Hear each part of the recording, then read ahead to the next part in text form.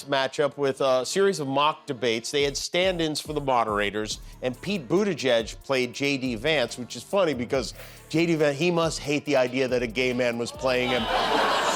And wearing less eyeliner than he. I agree with a lot of what Senator Vance said. Governor, I agree with you. I agree with that. And I think that Governor Walz and I actually probably agreed. Well, Trump is not going to like that at all. Women shouldn't be allowed to swim during menstruation. But he didn't do any of those things. In fact, both candidates were pretty darn polite to each other. I couldn't believe my eyes watching Jimmy Kimmel take apart J.D. Vance's fake working class act piece by piece. It was like watching someone slowly remove a Halloween mask to reveal the real person underneath. As someone who grew up in a genuine working-class family, nothing annoys me more than rich folks pretending they understand regular people's struggles. Kimmel perfectly captured that frustration when he mocked Vance's attempt to connect with voters while skiing in Vermont and hanging with the elite. If you've ever felt politicians were putting on an act, this segment will have you nodding and laughing at the same time. Before we move on, I'd like to ask you a small favor. If you appreciate this content, please take a second to like this video and subscribe to the channel.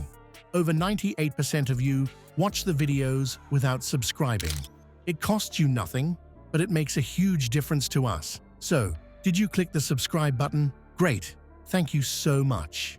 Now back to the video. Ever wonder how a Yale-educated Silicon Valley investor transforms into a Trump-loving good old boy overnight? First of all, Tim just said something that I agree with. I agree. And I actually think I agree with you. I actually agree with Tim Walz. It's like taking your kids apple picking. About halfway through, you're like, okay, you know what? This sounded like it was going to be fun, but what's the point? I agree with a lot of what Senator Vance said. Governor, I agree with you. I agree with that. And I think that Governor Walz and I actually probably agreed. Well, Trump is not going to like that at all. In some ways, you can't help but you kind of feel sympathy for J.D. Vance having to defend Donald Trump, who he himself openly denounced. Well, Jimmy Kimmel sure does. And he's got the receipts to prove J.D. Vance's remarkable political makeover. On his latest show, Kimmel took viewers on a journey through what might be the most dramatic character transformation since Bruce Banner first turned green. Kimmel kicked things off by rolling footage of Vance in his previous life, the intellectual who penned Hillbilly Elegy and gave fancy TED Talks about the struggles of America's forgotten working class. There he was, articulate and polished, talking about economic inequality while looking like he just stepped out of a Silicon Valley board meeting. The audience couldn't help but laugh as Kimmel pointed out that old JD had more in common with Mark Zuckerberg than the MAGA hat crowd he now courts. But then came the whiplash moment. Kimmel played a series of clips showing Vance's past statements about Trump. This guy called Trump noxious, dangerous, and even anti-American, Kimmel said, while the audience gasped. That's not me saying it. That's direct quotes from the same guy who now nods so enthusiastically at Trump rallies that his neck might snap.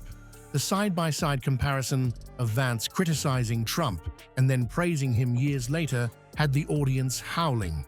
This transformation is Olympic gymnastics material, Kimmel joked. Tonight's matchup with a series of mock debates. They had stand-ins for the moderators, and Pete Buttigieg played J.D. Vance, which is funny because J.D. Vance, he must hate the idea that a gay man was playing him.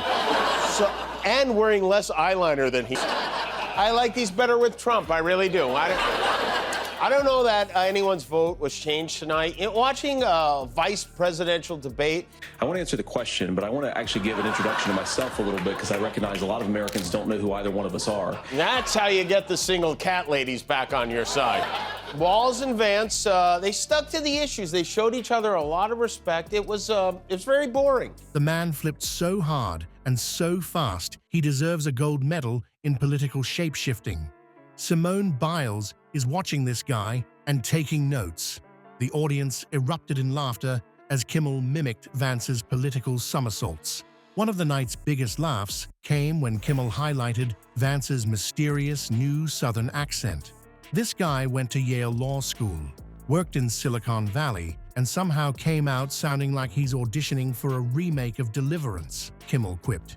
It's like watching a billionaire show up in camo and act surprised that Walmart has an automotive section. They sell car parts here? Well, I'll be. Kimmel's exaggerated drawl had the audience in stitches. Kimmel didn't stop there. He dug up photos of Vance skiing in Vermont. I finished watching the vice presidential debate between two men who couldn't be much more different. One of them called Donald Trump a reprehensible idiot who shouldn't be president. He looks like all of their viewers. He looks like he... So they are now desperate to exploit any tiny bit of oddness they can conjure up. And, it's difficult to prepare for a debate in general, but it's especially difficult when the other guy might blurt out that Puerto Ricans are poisoning our Halloween candy, or he had a serious haircut, too. It looked like somebody got out the Flowbee before the debate tonight. Right after criticizing Ukrainian President Zelensky, the man blasts Zelensky for asking for help while he's hitting the slopes at a place called Sugar Bush, Kimmel said with perfect comedic timing. By the way, Sugar Bush is also J.D. Vance's Secret Service code name. The audience roared at the implication. The visual transformation was particularly striking. Kimmel showed a series of before and after photos, tracking Vance's evolution from clean-cut venture capitalist to someone who, as Kimmel put it, looks like he was born inside a Bass Pro shop and baptized in Bud Light. The side-by-side images showed Vance's carefully cultivated image change, from preppy sweaters to hunting vests, from sophisticated glasses to that slightly squinty man-of-the-people look. As the segment built toward its climax, Kimmel posed a serious question beneath the comedy. It's kind of like being Diddy's defense attorney, And I was kind of hoping they'd ask the candidates some fun questions. They used to do that. Like, is a hot dog a sandwich? And then J.D. Vance would stare into the camera and say, when you're from Haiti, any dog can be a sandwich. I kept expecting him to reach down behind his podium and come up with a corn dog and a baby pig. Women shouldn't be allowed to swim during menstruation. But he didn't do any of those things. In fact, both candidates were pretty darn polite to each other. But Trump had good advice. He told him, just have fun, and you know what? It seems like he did. How can voters trust someone who completely rewrote their own values faster than a toddler's Etch-a-Sketch after espresso? He pointed out that politicians changing positions isn't new, but Vance's transformation was so extreme, it was like watching someone try to convince you they've always been a cat person while actively washing dog hair off their clothes. The payoff came when Kimmel revealed perhaps the starkest contrast of all. He played a 2020 clip where Vance calmly acknowledged Biden's election victory, speaking rationally about the democratic process.